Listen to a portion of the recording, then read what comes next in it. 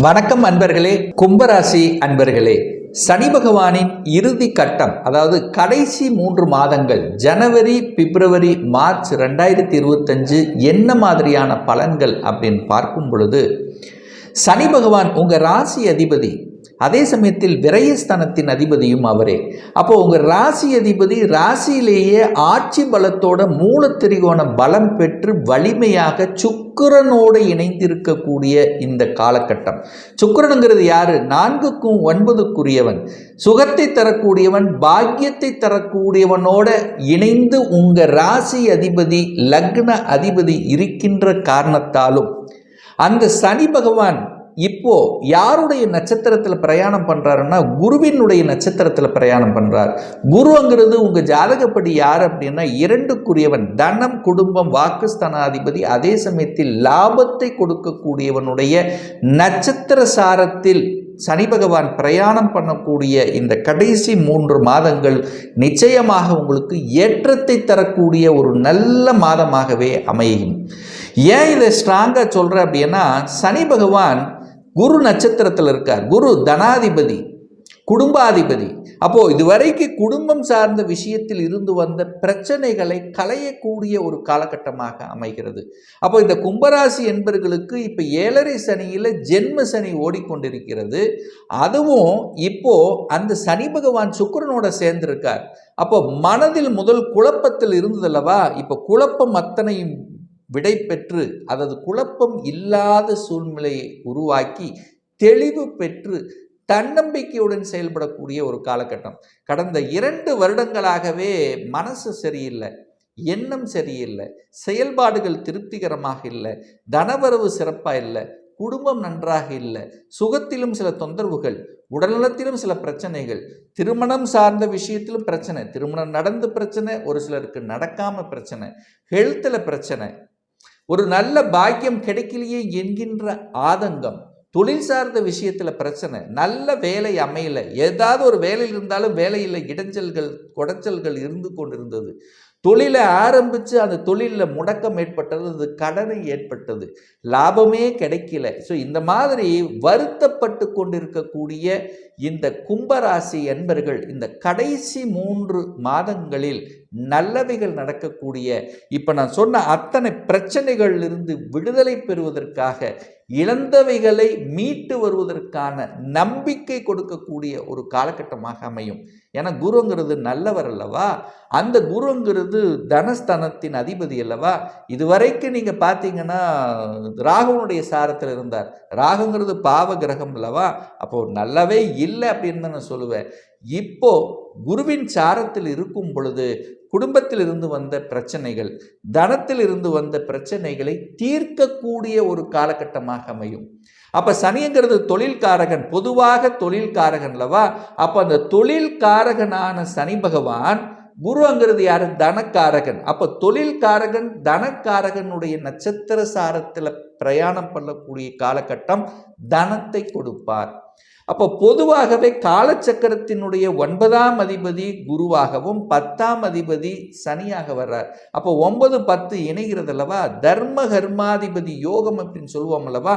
அப்போ தொழில் ரீதியில் இருந்து வந்த பிரச்சனைகள், என்ன தொழிலில் ஒரு தொழில் ஆரம்பித்தேன், லாக்காக இருந்தது, பணம் முடக்கமாக இருந்தது, தொழிலில் அபிவிருத்தி இல்லை, தொழிலில் ஏதாவது ஒரு குடைச்சல்கள், போட்டியாளர்கள் அதிகமாக இருந்தது, போட்ட பணம் எடுக்க முடியல, அப்போ பணம் பிரச்சனைகள் உங்களுக்கு இருந்தது அல்லவா.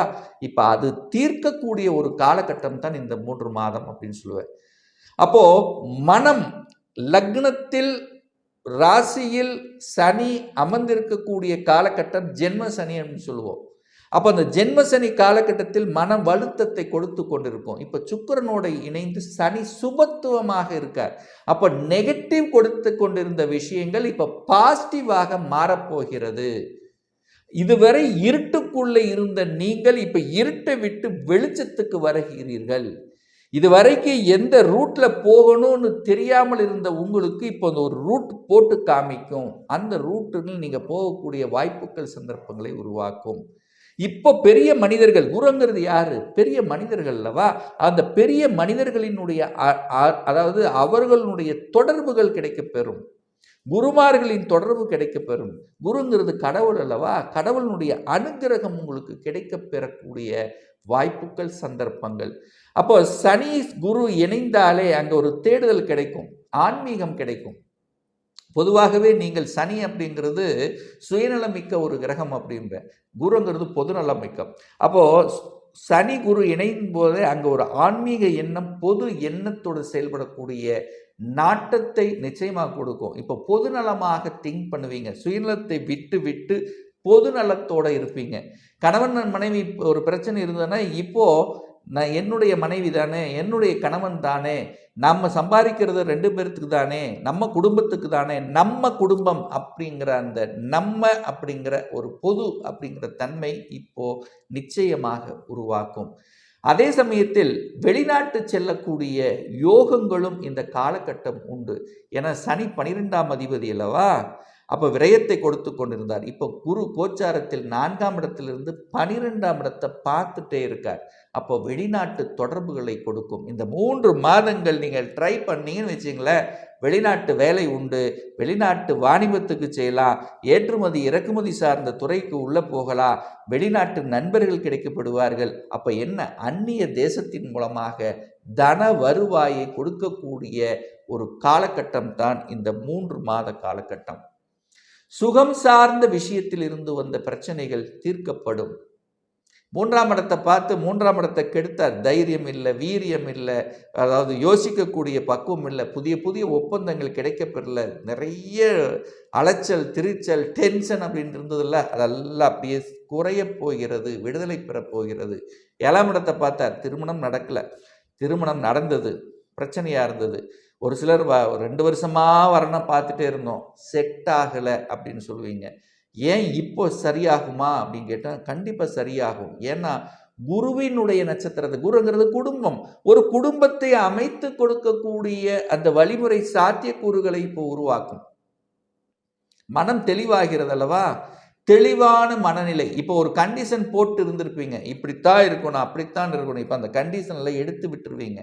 அப்போ குடும்பம் அமைவதற்கான அத்தனை சூழ்நிலை சந்தர்ப்பங்களை உருவாக்கக்கூடிய ஒரு காலகட்டம் அப்படின்னு சொல்லுவேன். ஹெல்த் பார்த்தீங்கன்னா ஏதாவது ஒரு தொந்தரவு இருந்துகிட்டே இருந்திருக்கும். ஒன்று மனம் சார்ந்த பிரச்சனை, இல்லைன்னா ஹெல்த் சம்பந்தப்பட்ட பிரச்சனை, செலவு சம்பந்தப்பட்ட பிரச்சனை, தந்தை சார்ந்த விஷயத்தில் பிரச்சனை. 7ஆம் இடம் சூரியன் சிம்மத்தை பார்த்தார். சிம்மம் அப்படின்னாலே தந்தைக்கு 5ஆம் இடம், காலச்சக்கரத்தினுடைய 5ஆம் இடம் சிம்ம மனைங்கிறது தந்தையை குறிக்க. அப்போ தந்தையினுடைய சொத்து விஷயங்கள், பாக பிரச்சனை, சொத்து பிரச்சனை இதெல்லாம் தீர்க்கப்படாமல் இருந்தது, அல்லது அதுக்கான முயற்சியில் இறங்கியிருந்தீங்கன்னா தடையை கொடுத்து கொண்டிருந்தது, சொல்யூஷன் கிடைக்கல. இப்போ இந்த 3 மாதங்கள் ட்ரை பண்ணுங்க, உங்களுக்கு நிச்சயமாக சொல்யூஷன் கொடுக்குங்கிறதுல மாற்று கருத்தை இல்லை. தொழில் நிம்மதி இல்லை. 10ஆம் இடத்தை பார்த்தார். சனி எங்கே பார்க்குறாரு அங்கே கெடுப்பார். உங்கள் ராசியதிபதியாக இருந்தாலும் என்ன, அப்போ 10ஆம் இடத்தில் இடைஞ்சல்கள் இருந்தது, தொழில் நன்றாக அமையல, வேலையில் இருக்கிறவங்க மாறிட்டே இருந்தாங்க, படித்த படிப்பு கொண்டு வேலை பார்க்கக்கூடிய வேலை ஒன்று, இந்த மாதிரி டிஃப்ரெண்ட் ஃபீல்டு, டிஃப்ரெண்ட் என்வாயர்மெண்ட் இப்போ உங்களுக்கு நேர் வழியை கொடுக்கும். ஏதாவது அரசாங்கத்துக்கு விரோதமான ஒரு செயல்களை செய்து கொண்டிருந்தீங்கன்னா நிச்சயமாக தண்டனை அனுபவிக்கக்கூடிய காலகட்டமாக நிறைய பேர்த்துக்கு அமைஞ்சிருக்கும். இப்போ அதிலிருந்து வெளிவரக்கூடிய, செய்யாத தவறுகளுக்கு தண்டனை அனுபவித்து கொண்டிருக்கக்கூடிய இந்த கும்பராசி என்பவர்கள் இப்போ விடுதலை பெறக்கூடிய ஒரு காலகட்டமாக நிச்சயமாக அமையும். நல்லா இருக்க போறார், நல்ல புத்திசாலித்தனம், நல்ல அறிவு, நல்ல டேலண்ட், இதெல்லாமே கொடுக்கக்கூடிய ஒரு காலகட்டமாக நிச்சயமாக இந்த மாதம் அமைய போகிறது. இந்த மாதம் என்ன, ஜனவரி மாதம் சுக்கிரன் ராசியில் இருக்க போறார். அடுத்தது பார்த்தீங்கன்னா சுக்கிரன் பிப்ரவரியில் பார்த்தீங்கன்னா, பிப்ரவரி மாதம் பார்த்தீங்கன்னா சுக்கிரன் போய் உச்சபலத்தோடு இருக்க போகிறார், குடும்பஸ்தானத்தில் உட்கார போகிறார். அப்போ பாக்யாதிபதி உச்சபலத்தோடு போய் இருக்க போகிறாரே, அப்புறம் ஒரு பாக்கியத்தை உங்களுக்கு கொடுத்து ஆகணும்லவா. சனி பகவான் குரு நட்சத்திரத்தில் பிரயாணம் பண்ணுறார். குருங்கிறது யார், குழந்தை காரகன் அல்லவா. குழந்தை பாக்கியம் கிடைக்காத தம்பதியினருக்கு குழந்தை பாக்கியம் கிடைக்கக்கூடிய அனுமதி நிச்சயம் உண்டு. அப்போது குழந்தை காரகனுடைய நட்சத்திரத்தில் பிரயாணம் பண்ணும்போது குழந்தையை தருவார், குடும்பத்தை அமைத்து கொடுப்பார், குடும்பம் சார்ந்த விஷயத்தில் இருந்து வந்த பிரச்சனைகளை களைய வைப்பார். குடும்பத்தில் குதூகலமாக சந்தோஷமாக சுப காரியங்களை ஈடுபடக்கூடிய வாய்ப்புகள். அப்போ இதுவரைக்கு ஒரு சிவப்பு கம்பளம் விரித்து வரவேற்பு கொடுக்கக்கூடிய அமைப்பில் இந்த 3 மாதங்கள் உங்களுக்கு நிச்சயமாக அமையப் போகிறது. எதில்? தொழிலாக இருந்தாலும், வேலையாக இருந்தாலும், அல்லது சமூகத்தில் அந்தஸ்து, புகழ், கௌரவம், இதுவரைக்கு தடைப்பட்ட விஷயங்கள் கிடைக்கக்கூடிய ஒரு உன்னதமான ஒரு காலகட்டம். கடவுளினுடைய அனுகிரகம் என்பது நிச்சயமாக உண்டு. குல தெய்வத்தின் கெட்டியாக பிடித்து கொள்ளுங்கள் இந்த கும்பராசி என்பவர்கள். இந்த கடந்த 2 வருஷமாகவே எத்தனையோ தெய்வத்தை, எத்தனையோ இஷ்ட தெய்வத்தை வழிபாடு செய்தீர்கள் அல்லவா? அந்த வழிபாடு உங்களுக்கு இந்த காலகட்டம் உங்களுக்கு நல்லது நடக்கப் போகிறது. எத்தனை கண்ணீரை விட்டு அழுதிருப்பீங்க. துன்பத்தை, துயரத்தை போக்க உங்கள் குலதெய்வத்தை வழிபாடு செய்யுங்கள். குலதெய்வத்தினுடைய ஆசீர்வாதம் நிச்சயமாக கிடைக்கப் பெறும். ஒரு நல்ல அதாவது ஒரு தெய்வ வழிபாடு அப்படின்னா குலதெய்வம் தான். இந்த 3 மாதத்தில் குலதெய்வத்தை அமாவாசை அல்லது பௌர்ணமியை போய் வழிபாடு செய்தீர்கள் என்றால் நிச்சயமாக அனுகூலங்கள், அதாவது சனியால் ஏற்பட்ட பாதிப்புகள், சனி பகவானால், அதாவது சனி என்கிறது யார்? உங்கள் ராசி அதிபதி. உங்கள் மனதால் இருந்து வந்த குழப்பங்கள், குறைபாடுகள், என்னென்ன விரயத்தை உருவாக்குனதோ அதெல்லாமே சரி செய்யக்கூடிய ஒரு காலகட்டமாக நிச்சயமாக அமையும். ஒரு துல்லிய பலன் வேணும். 2025 எப்படி இருக்கும்? ஒரு லைவ் ப்ரெடிக்ஷன் எடுத்துக்கணும், ஒரு சுய ஜாதகம் பார்க்கணும் என்று விருப்பமுடைய அன்பர்கள் டிஸ்பிளே தெரியக்கூடிய நம்பருக்கு வாட்ஸ்அப் மூலியமாகவோ ஃபோன் கால் மூலியமாகவோ தொடர்பு கொண்டு அப்பாயின்மெண்ட் பெற்றுக்கொண்டு கன்சல்டேஷன் எடுத்துக்கலாம். நம்ம சேனலை ஃபர்ஸ்ட் டைம் நீங்கள் பார்ப்பவர்கள் என்றால் மறக்காம சப்ஸ்கிரைப் பண்ணிக்கிங்க.